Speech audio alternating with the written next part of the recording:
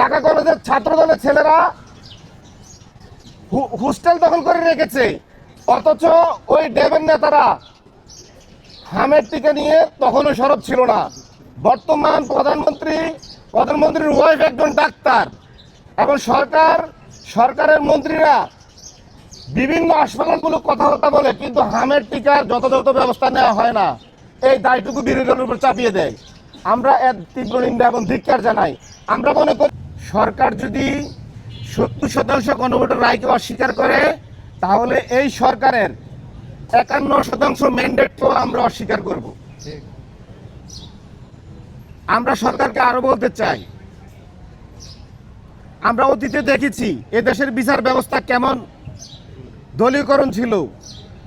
এদেশের প্রধান বিচারপতিকে লাথি মেরে এদেশ থেকে বের করে দেওয়া হয়েছে। এসকে সিনহাকে দেশে থাকতে দেওয়া হয় নাই। সেই বিচার ব্যবস্থার উত্তরণ চেয়েছিলাম আমরা জুলাই বিপ্লবের মাধ্যমে, কিন্তু আমরা কি দেখতে পাচ্ছি, আবার রাষ্ট্রপতি প্রধানমন্ত্রীর অনুগত অর্থাৎ দলীয় অনুগত বিচারপতি নিয়োগ দেওয়ার জন্য বিচারপতি নিয়োগ অধ্যাদেশটি বিএনপি বাতিল করতে চায়। বিএনপি আবার নিম্ন আদালতকে দলীয় পকড়স্থ করতে চায়।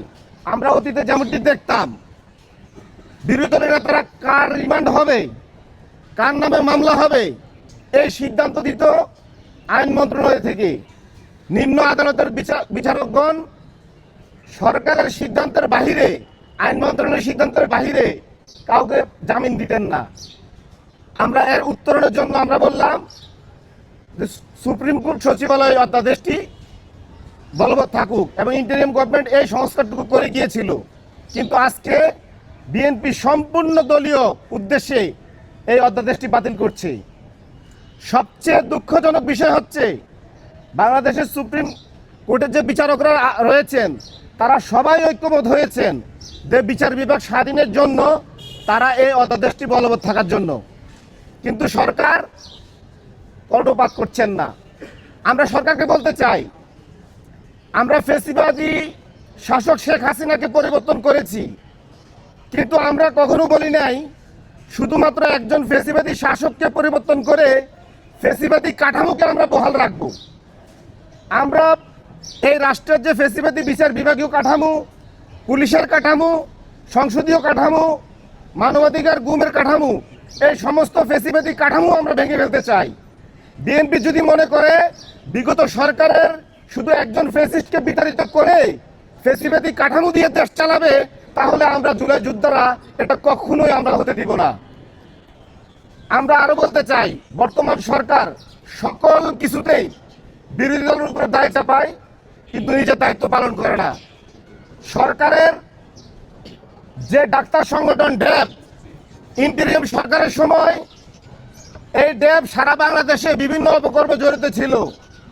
আপনারা জানেন, পিজি হসপিটালে, যেটা এখন বিএমএসইউ বলা হয়, সেখানে ঢাকা কলেজের ছাত্র দলের ছেলেরা